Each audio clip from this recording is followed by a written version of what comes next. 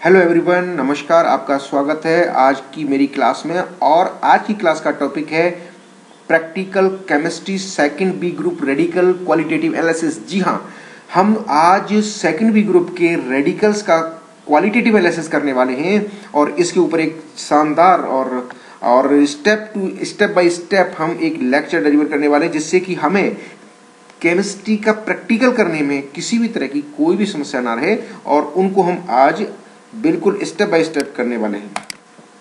जी हाँ, qualitative analysis of basic radicals, test for second B group radicals. जी हाँ, आइए देखते हैं विस्तार से।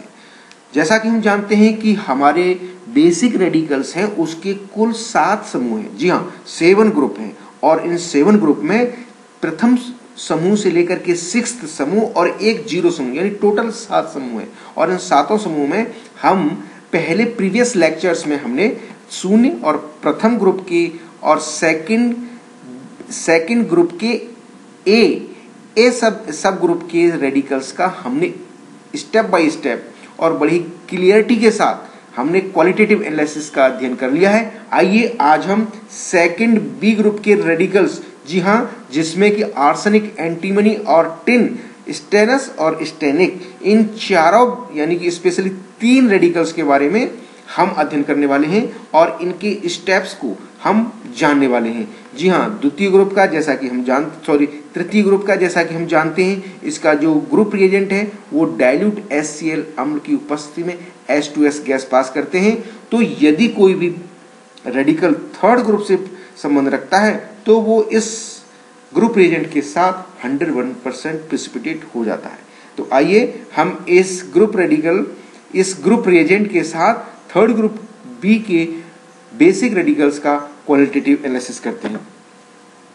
जी हाँ, सेकंड ग्रुप जैसा कि आप जानते हैं, परीक्षण की सरलता और सुगमता को ध्यान में रखते हुए इस ग्रुप को यानी कि सेकंड ग्रुप को 2 भागों में बांट दिया गया है। पहला है सेकंड ए ग्रुप और दूसरा है सेकंड बी ग्रुप। आज हम जो अध्ययन करने वाले हैं वो सेकंड बी ग्रुप के रेडिकल्स का क्वालिटेटिव एनालिसिस करने वाले हैं और इसमें है आर्सेनिक, एंटीमनी, टिन +2 में और टिन +4 के अंदर। जी हाँ, आइए देखते हैं। ग्रुप रिएजेंट है H2S gas in acidic medium. प्रथम समूह के अम्लीय फिल्ट्रेट में H2S गैस पास करते हैं तो यदि कोई अवक्षेप आता है तो द्वितीय समूह उपस्थित होता है, अन्यथा वो तृतीय समूह के लिए परीक्षण के लिए काम में लिया जाता है। यहाँ प्रथम समूह का निशान प्लस H2S गैस, अवक्षेप मीन्स सेकंड ग्रुप प्रेजेंट। अवक्षेप का रंग द्वितीय समूह के मूलक विशेष की कल्पना की अंदाज लगाने में बड़ा सहायक होता है।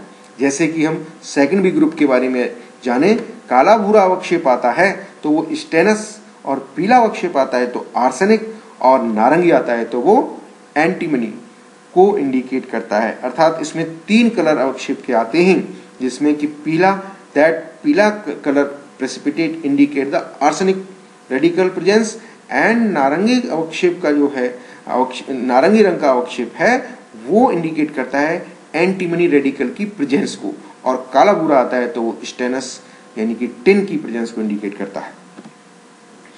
अब हम देखते हैं कि यदि हमने फर्स्ट ग्रुप के फिल्ट्रेट में H2S गैस पास की है और अवक्षेप प्राप्त होता है तो हम उस अवक्षेप को उसमें सेकंड ए ग्रुप के रेडिकल्स हैं या सेकंड बी का, इसके लिए हम उसको अवक्षेप को येलो अमोनियम सल्फाइड के सॉल्यूशन में घोलते हैं। तो उसमें यदि अवक्षेप घुल जाता है, विलय हो जाता है तो B group second B group के रेडिकल्स हैं, और यदि अवक्षेप अविलय रहता है तो ए ग्रुप के रेडिकल्स हैं। मगर हम देखते हैं कि वो विलय है तो उसमें सेकंड बी ग्रुप के रेडिकल ही प्रेजेंट होंगे। और यदि हमें पहले से जैसा कि हमने बताया है उसका कलर अवक्षेप का है तो उससे हमें काफी अंदाज मिल जाता है। अब अवक्षेप येलो अमोनियम सल्फाइड के सॉल्यूशन में घुल गया है और घुलने के बाद हम आगे उसको कैसे ट्रीट करेंगे, इससे पहले हम देख लेते हैं कि आर्सेनिक है वो As+3 में है, स्टेनिक है Sn+4 में है, स्टेनस है Sn2 में है और एंटीमनी है वो Sb+3 में है। समूह प्रतिकारक ग्रुप रिएजेंट, प्रथम समूह के अम्लीय निष्पंद में H2S गैस प्राप्त की जाती है। प्राप्त अवक्षेप को छान कर पृथक कर लिया जाता है और उपरोक्त अवक्षेप में हम येलो अमोनियम सल्फाइड घोल सॉल्यूशन डालते हैं तो घुलनशील है, विलेय है, तो सेकंड वीक ग्रुप प्रेजेंट हो जाता है। अब हम देखते हैं कि ये येलो अमोनियम सल्फाइड के सॉल्यूशन में विलयन बना लिया है, तो विलयन बनाने के बाद उस विलयन में हम तनु HCl डाइल्यूट HCl डालते हैं, तो यदि अवक्षेप आ जाता है और किस कलर का आता है, इससे हमें पूरी तरह से अंदाज हो जाता है। तो इसमें अवक्षेप आने पर ये आर्सेनिक, एंटीमनी और टिन की प्रेजेंस इंडिकेट हो जाती है। आर्सेनिक आता है तो उसमें पीले कलर का, और यदि नारंगी रंग का आता है तो एंटीमनी, और ब्राउन आता है तो वो स्टेनस यानी कि टिन प्रेजेंट होगा। इस अवक्षेप को हम सांद्र अवक्षेप को छानकर अलग कर लेते हैं और फिर इसमें सांद्र HCl डालते हैं। तो यदि अवक्षेप अवलेय रहता है तो उसमें आर्सेनिक है, और हम जानते हैं कि पीले रंग का है, अवक्षेप पीले रंग का है और अवलेय है तो आर्सेनिक प्रेजेंट है। और यदि अवक्षेप विलेय हो जाता है तो उसमें एंटीमनी और टिन हो सकते हैं। तो आइए हम देखते हैं कि आर्सेनिक के लिए हमें आगे कैसे क्वालिटेटिव एनालिसिस करना है। As+3 का निश्चित परीक्षण करने के लिए हम जानते हैं कि पीला अवक्षेप जो हमें प्राप्त हुआ था वो सांद्र HCl में अवलेय रहता है, और अतः इसकी टेस्टिंग करनी है, केमिकल एनालिसिस करना है, तो इसका सॉल्यूशन बनाना अति आवश्यक हो जाता है। इसके लिए हम उसमें सांद्र HNO3 यानी कि कॉन्सेंट्रेट HNO3 एसिड डालते हैं तो वो विलेय हो जाता है। यही अपने आप में इंडिकेट कर देता है कि उसमें आर्सेनिक प्रेजेंट है। मगर फिर भी हम इसको दो भागों में बांट लेते हैं और दो टेस्ट ट्यूबों में लेकर के dry and clear and neat test tube के अंदर हम दो टेस्ट ट्यूबों में इसके दो भाग बना लेते हैं।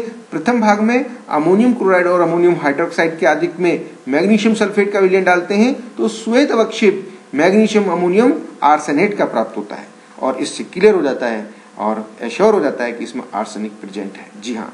और दूसरी प्रणाली में हम अमोनियम मोलिब्डेट डालते हैं तो पीला अवक्षेप अमोनियम आर्सेनेट मोलिब्डेट का पीला अवक्षेप प्राप्त होता है, तो उससे क्लियर हो जाता है कि उसमें आर्सेनिक प्रेजेंट है। इस प्रकार से इन दोनों ही टेस्टों के आधार पर और एडॉप्ट मेथड के आधार पर हम कह सकते हैं कि दिए हुए मिक्सचर में कंफर्मली आर्सेनिक+3 निश्चित है। जी हाँ। अब हम देखते हैं, पीछे चले जाएं तो एक बार ये सहूलियत होगी कि जैसे ही अवक्षेप प्राप्त हुआ था, अवक्षेप को हमने सांद्र HCl के विलयन में घोलने की कोशिश की, और घुलने पर यदि वो विलयन बन जाता है तो उसमें एंटीमनी और टिन हो सकता है। इसके लिए जैसे ही विलयन बना तो हम उस विलयन को 3-4 प्रणालियों में अलग अलग बांट लेते हैं। प्रथम प्रणाली में हम उसमें HgCl2 डालते हैं तो काला अवक्षेप प्राप्त होता है, तो निश्चित रूप से स्टेनस प्रेजेंट है। और यदि उसमें एक प्रणाली में अमोनियम मोलिब्डेट डालते हैं और नीला विलयन प्राप्त हो जाता है तो 100% टिन प्रेजेंट है, SN प्रेजेंट है। जी हाँ। और यदि ऐसा नहीं है, काला अवक्षेप प्राप्त नहीं होता है, तो फिर हम क्या करते हैं, H2S पास करते हैं तो नारंगी कलर आ जाता है, तो उसमें एंटीमनी Sb+3 निश्चित है। और उसी दूसरी प्रणाली में हम जल डालते हैं तो श्वेत अवक्षेप प्राप्त हो जाता है, तो कन्फर्म हो जाता है। और इसी प्रकार से जिंक या मैग्नीशियम डालते हैं तो काला अवक्षेप प्राप्त होने पर एंटीमनी कन्फर्म हो जाता है। और क्लियरली हम कह सकते हैं, कॉन्फिडेंटली कह सकते हैं कि दिए हुए मिक्सचर में 100% एंटीमनी अथवा टिन प्रेजेंट है। तो इस प्रकार से हमने आज के इस क्लास में qualitative analysis of arsenic, qualitative analysis of tin and qualitative analysis of antimony का अध्ययन कर लिया है।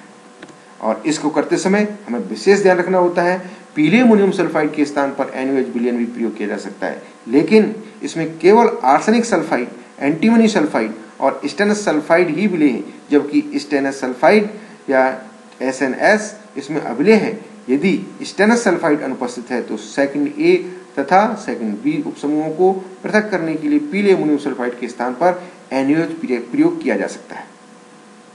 दूसरा जो इसका कंडीशन है जिसको हमें ध्यान में रखना है, क्यूप्रिक सल्फाइड पीले अमोनियम सल्फाइड में अल्पविलेय है। यदि पीले अमोनियम सल्फाइड विलयन को HCl अम्ल द्वारा अम्लीय करने पर लाल भूरा अवक्षेप प्राप्त हो तो इसको एंटीमनी सल्फाइड नहीं समझा जाना चाहिए। वास्तव में यह अवक्षेप कॉपर सल्फाइड का होता है। इसी प्रकार से तीसरी जो बात का हमें ध्यान रखना है वो है द्वितीय समूह के लिए H2S गैस पास करने से पूर्व मूल घोल में डाइल्यूट HCl का होना अति आवश्यक है। और चौथी जो बात है जिसको याद रखना है वो ये है कि H2S गैस प्रभावित करने से पूर्व मूल घोल में पानी मिलाकर तनु कर लेना चाहिए, अन्यथा एंटीमनी, टिन और कैडमियम और कॉपर पूर्ण रूप से अवक्षेपित नहीं होंगे। और लास्ट जो बात है जिसका हमें ध्यान रखना है वो ये है कि एंटीमनी लवण के अम्लीय घोल में H2S प्रवाहित करने के पश्चात पानी मिलाकर तनु कर लेना चाहिए, अन्यथा दोबारा H2S पास करनी पड़ जाएगी। इस प्रकार से उपरोक्त निर्देशों का ध्यान रखते हुए हम सेकंड बी ग्रुप के बेसिक रेडिकल का सक्सेसफुली क्वालिटेटिव एनालिसिस कर सकते हैं। इस प्रकार से हम एक बार पुनः याद दिला दें कि qualitative analysis of basic radical and test for second B group radical को हमने आज सफलतापूर्वक और आसानी से सुगमता से हमने इनका विस्तार से अध्ययन कर लिया है। और इसके साथ ही मैं आपको थैंक यू कहूँ, लेकिन इससे पहले मैं आपको याद दिलाऊंगा कि मेरे सारे प्रीवियस लेक्चर्स हैं वो मेरे YouTube चैनल पर आप बड़ी आसानी से देख सकते हैं। और मेरे YouTube चैनल का नाम है डॉक्टर वीरपाल सिंह।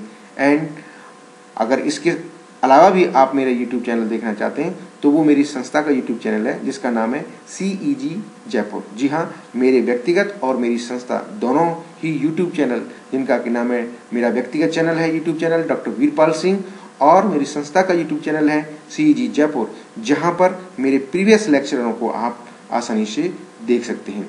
और यदि आपको मेरे आने वाले लेक्चरों की सूचना समय पर चाहिए तो इसके लिए आप प्लीज़ बेल आइकन को दबाना नहीं भूलें। Thank you very much.